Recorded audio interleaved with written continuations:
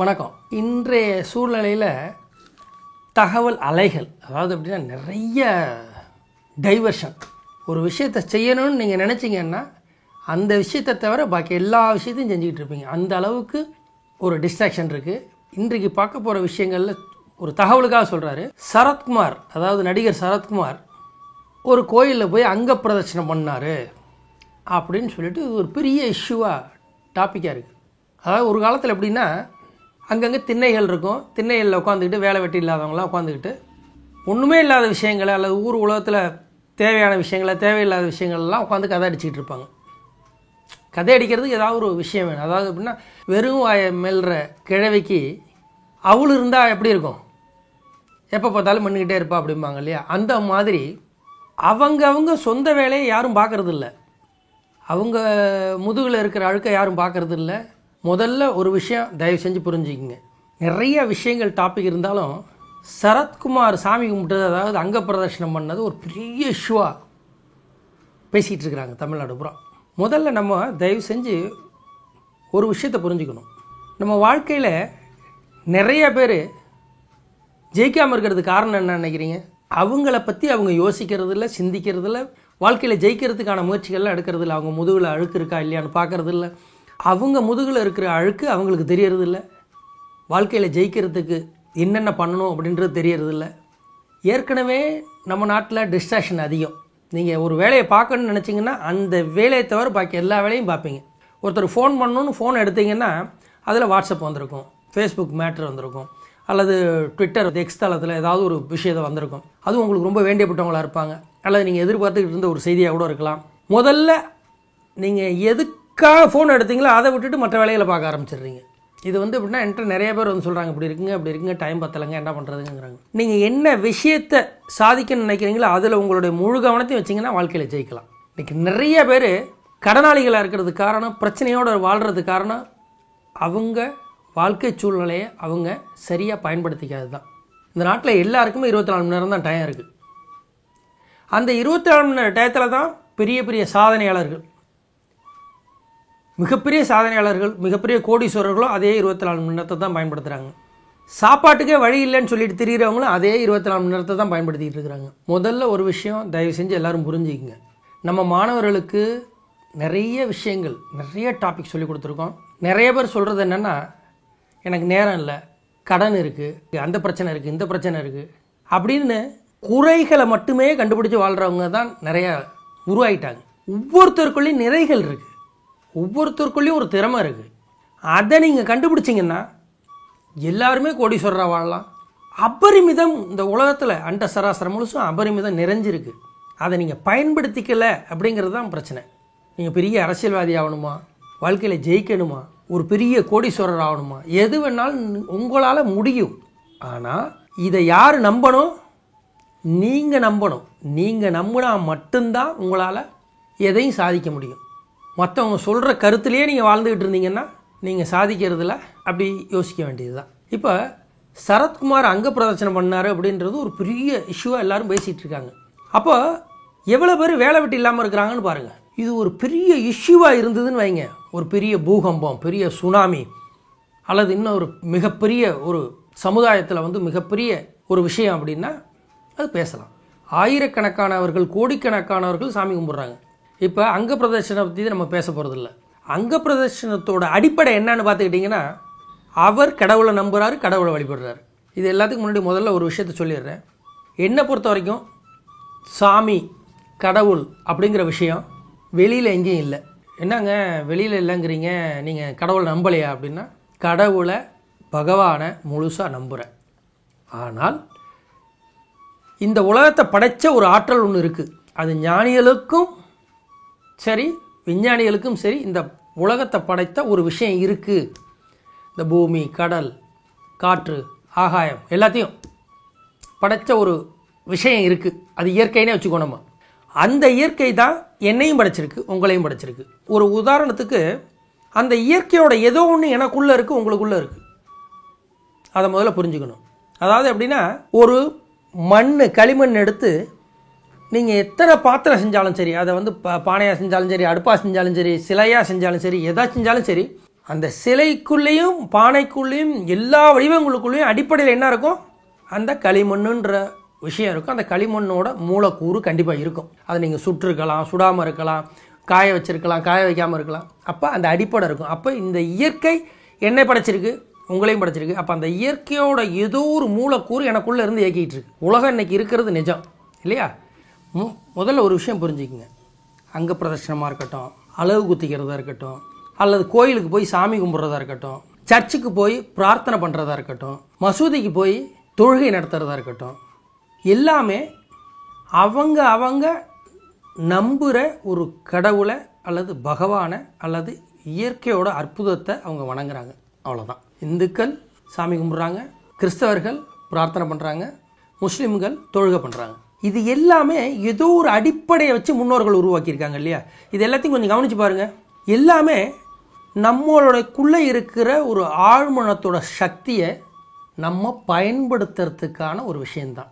இதை சுருக்கமாக சொல்லணும் அப்படின்னா தியானம்னு சொல்லலாம். இப்போ இதில் என்ன பிரச்சனைனா, நான் தியானம்னு சொல்லிட்டேன்னா உடனே இந்து மத விஷயத்தை பற்றி பேசுகிறேன் அப்படின்ற மாதிரி சொல்கிறாங்க. ஒன்றும் தியானம்ங்கிறது ஒன்றும் இல்லை. ஒரு விஷயத்தில் மனதை குவிக்கிறது, ஒரு விஷயத்தில் மனதை செலுத்துறது தான் தியானம். அவ்வளோதான். நம்ம எதில் நம்ம மனசை செலுத்துகிறோமோ அப்போது நம்ம ஜெயிக்கிறோம். ரொம்ப சிம்பிள். இதை தவிர இன்னும் பார்த்தீங்கன்னா பஜனை பாடுறவங்க இருப்பாங்க. அவங்களுடைய ஒட்டுமொத்த கவனத்தையும் ஒரு விஷயத்தில் செலுத்தி அதில் சாதிக்கிறதுக்கு, ஜெயிக்கிறதுக்கு அவங்க பயன்படுத்துகிற கருவிகள் தான். அநேகமாக எல்லாரும் படிச்சிருப்பீங்க, அட்லீஸ்ட் ஏதோ ஒரு படிப்பு படிச்சிருப்பீங்க. ஒரு சிலர் உட்காந்துட்டு படிப்பாங்க, பார்த்துருப்பீங்க இல்லையா? ஒரு சிலர் உட்காந்துட்டு படிப்பாங்க, ஒரு சிலர் நின்றுக்கிட்டு படிப்பாங்க, ஒரு சிலர் நடந்துக்கிட்டே படிப்பாங்க. அந்த மாதிரி அமைதியான இடங்கள்ல, இல்லை கிரவுண்டு அந்த மாதிரி இடங்களில் போய் உட்காந்துட்டு அல்லது நடந்துக்கிட்டு அல்லது நின்றுக்கிட்டு படிப்பாங்க. அப்போ எப்படி படித்தா அந்த விஷயத்தை அவங்களுடைய மனசுக்குள்ளே உள்வாங்க முடியுங்கிறது அவங்களுக்கு தெரியும். ஒருத்தர் நடந்துட்டு படிக்கிறாரு, ஒருத்தர் நின்றுட்டு படிக்கிறாரு, ஒருத்தர் உட்காந்துட்டு படிக்கிறாரு. இன்னும் சொல்ல போனால் நம்ம நிறையா உங்களுக்கு சொல்லி கொடுத்துருக்கோம். உங்களுக்கு வாட்டர் செட்டப் திரேக் மகராசனம்னு, திரேக் மகராசனத்தில் படுத்துக்கிட்டு படித்தா நல்லா மனசில் பதியும். அது ஒரு விதம், அவ்வளோதான். ஒவ்வொரு விஷயமும் ஒரு நேரத்தில் ஒரு விதமாக நம்ம பண்ணுவோம். இன்னும் ஒவ்வொரு விஷயத்தையும் சொல்கிறோட ஒரே விஷயத்தை நம்ம பல நேரங்களில் பல விதமாக பண்ணுவோம். ஆனால் நம்ம சாதிச்சிருவோம், ஜெயிச்சிருவோம். அங்கே கான்செப்ட் அதுதான். இது எல்லாத்தோட அடிப்படை என்னன்னு எடுத்துக்கிட்டிங்கன்னா மனதை ஒருநிலைப்படுத்துறது, மனதை குவிக்கிறது. மனதை ஒரு விஷயத்தில் வச்சு செஞ்சிங்கன்னா அது படிக்கிற விஷயமா இருக்கட்டும், சமைக்கிற விஷயமா இருக்கட்டும், எழுதுகிற விஷயமா இருக்கட்டும், ஆஃபீஸில் வேலை செய்கிற விஷயமா இருக்கட்டும், நீங்கள் மனசை ஒரு இடத்துல வச்சுக்கிட்டு வேற ஒரு வேலையை பார்த்தீங்கன்னா ரெண்டுமே சிரமமாக இருக்கும். உங்களால் பெரிய சாதனைகள் பண்ண முடியாமல் இருக்கும். தயவு செஞ்சு புரிஞ்சுக்குங்க. நம்ம சாமியை பற்றியோ கடவுளை பற்றியோ மதங்களை பற்றியோ பேசுகிற ஆள் கிடையாது. நல்ல விஷயங்கள், நமக்கு தேவையான விஷயங்கள் எங்கே இருந்தாலும் எடுத்துக்கணும். திருக்குறளில் குடும்பம் நல்லா நடத்துறது எப்படின்றது சொல்லி கொடுத்துருக்காங்க. அரசியல் எப்படி பண்ணணும் அப்படின்னு சொல்லியிருக்காரு. பொருளாருக்கு இந்த உலகம் இல்லைன்னு திருவள்ளுவர் சொல்லியிருக்காரு. எப்போ 2000 வருஷத்துக்கு முந்தி வாழ்ந்த திருவள்ளுவர்.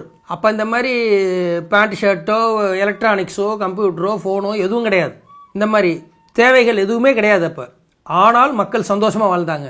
அந்த காலத்திலேயே பொருள் இல்லாதவருக்கு உலகம் இல்லைன்னு சொல்லியிருக்காரு. பொருள் அவசியம் வேணும்னு சொல்லியிருக்காரு. அதாவது செல்வம் வேணும், செல்வ செழிப்பு வேணும்னு சொல்லியிருக்காரு. சொன்னது யார்? யாரோ ஒரு அரசனோ அல்ல செல்வந்தர்களோ சொல்லலை. சொன்னது திருவள்ளுவர் அப்படிங்கிற ஒரு அற்புதமான அறிஞர், புலவர். அவர் ஒரு திருக்குறள் சொல்லியிருக்காரு.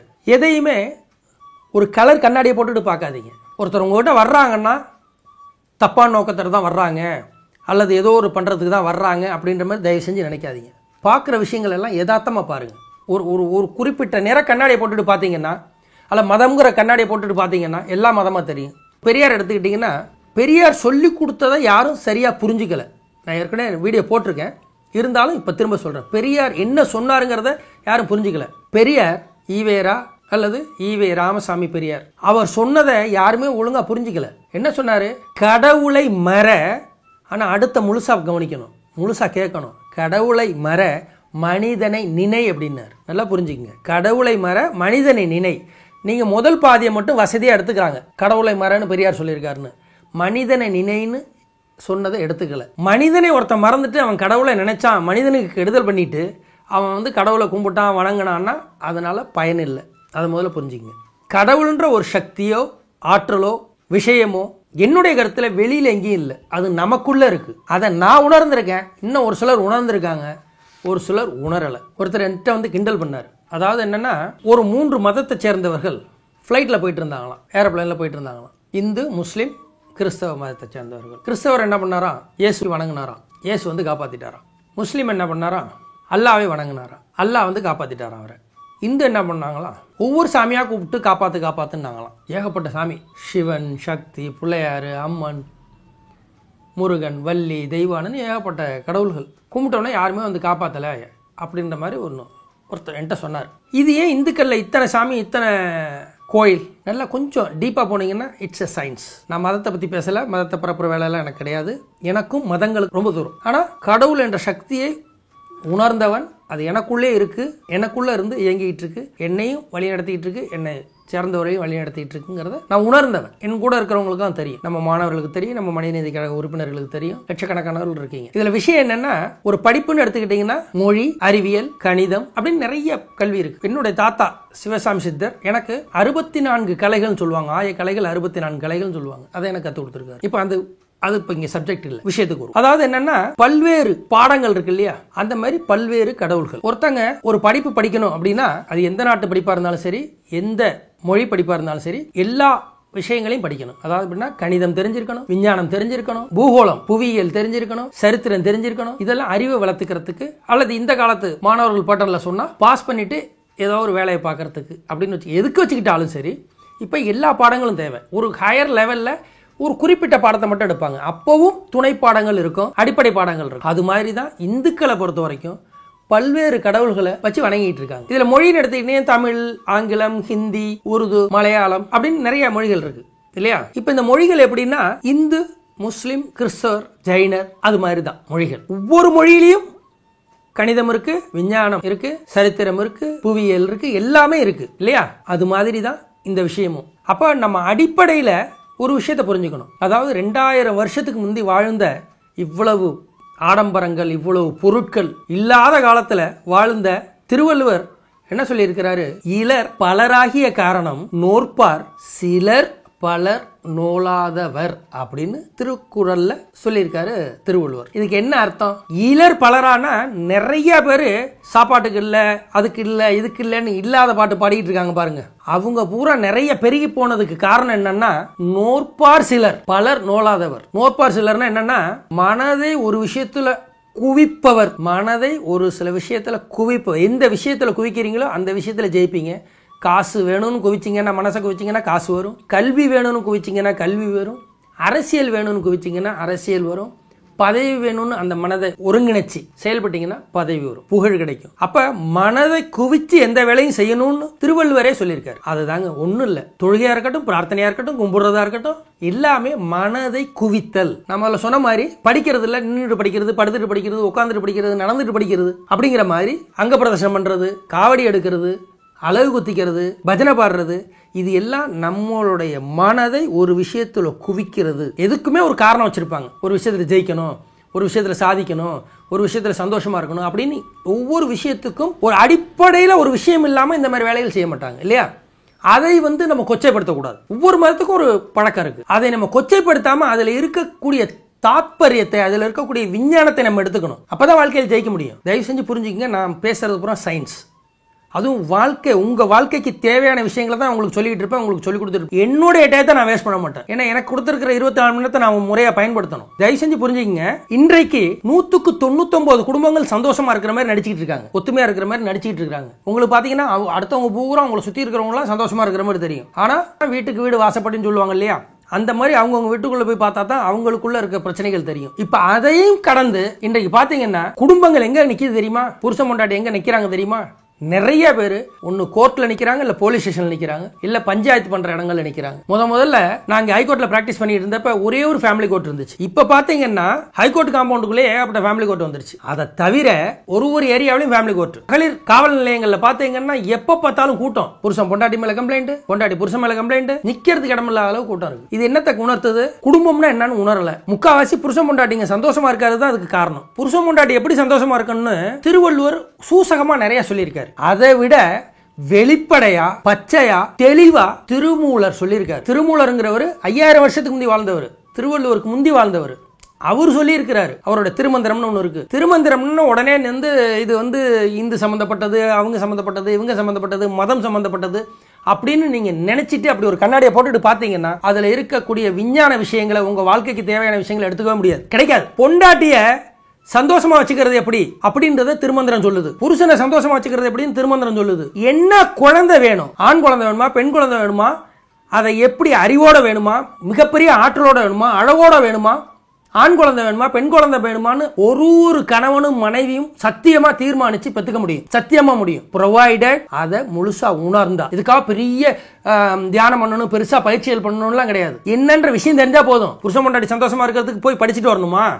ஆனா அதுக்கு இப்போ படிப்பெல்லாம் கற்றுக் கொடுக்குறேன்னு சொல்லிட்டு அப்படி கிளாஸஸ் எடுத்துக்கிட்டு இருக்கிறதா கேள்விப்படுறேன். அந்த மாதிரி கேவலங்கள்லாம் நடந்துகிட்டு இருக்கு. இது ஒரு சாதாரண விஷயம். இதை விஞ்ஞானமா பாருங்க. தப்பான ஒரு கண்ணாடியை மாட்டிக்கிட்டு நீங்க பாத்தீங்கன்னா கண்டிப்பா உங்களுக்கு எல்லாமே தப்பா தான் தெரியும். அதுல இருக்கிற நல்ல விஷயங்கள் வாழ்க்கையில கிடைக்காம போயிடும். விஷயங்களை விஞ்ஞானமா பாருங்க. பைபிள்ல, குர்ஆன்ல, வேதங்கள்ல, இலக்கியங்கள்ல நிறைய வாழ்க்கைக்கு தேவையான விஷயங்களை சொல்லியிருக்காங்க. ஆயிரக்கணக்கான சுவடிகளை தயார் பண்ணி அதை பதப்படுத்தி அதுல ஒரு எழுத்தாணியை வச்சுக்கிட்டு எழுதி நிறைய விஷயங்களை பல்வேறு வடிவங்களை கொடுத்துருக்காங்க. நம்ம வாழ்க்கைக்கு தேவையான விஷயம், இந்த காலத்திலையும் நம்ம வாழ்றதுக்கு தேவையான அற்புத விஷயங்கள் நிறைய இருக்கு. காசு சம்பாதிக்கிறதுக்கு விஷயம் இருக்கு, பொண்டாட்டியை சந்தோஷமா வச்சுக்கிறதுக்கு, புருஷனை சந்தோஷமா வச்சுக்கிறதுக்கு மிகப்பெரிய ரகசியமான விஷயங்களை வெளிப்படையாவே சொல்லி வச்சிருக்காங்க. அதை நீங்க பயன்படுத்தலன்னா உங்க வாழ்க்கையில நிறைய விஷயங்களை நீங்க இழக்கிறீங்கன்னு. 100% எல்லா விஷயமும் இருந்தாதான் வாழ்க்கையில ஜெயிக்கலாம் அப்படின்னு நினைச்சீங்கன்னா அப்படி இல்லை. ஒரே ஒரு தீப்பொறி, ஆனா அந்த தீப்பொறி ஸ்ட்ராங்கா இருக்கணும். ஒரே ஒரு தீப்பொறி இருந்தா போதும், அது அப்படியே பத்திக்கும். அதை வச்சுக்கிட்டு நீங்க வாழ்க்கையில எந்த இலக்கை அடைய நினைக்கிறீங்களோ, எந்த சாதனை பண்ண நினைக்கிறீங்களோ அதை சாதிக்க முடியும். அதுக்கு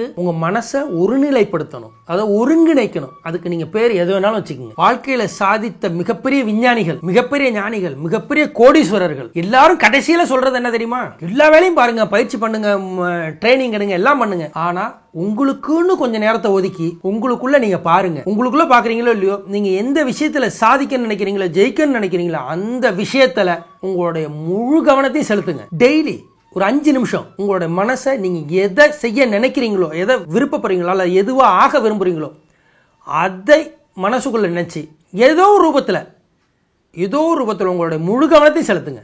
ஒரு 5 நிமிஷம் செலுத்துங்க டெய்லி, போதும். பெரிய சாதனைகளை பண்ண முடியும். ஸோ மனதை ஒருங்கிணைக்கிறதுக்கு, குவிக்கிறதுக்கு நீங்க எந்த பேர் வேணாலும் வச்சுக்கோங்க, அது கண்டிப்பா ஜெயிப்பீங்க. வாழ்த்துக்கள். வணக்கம்.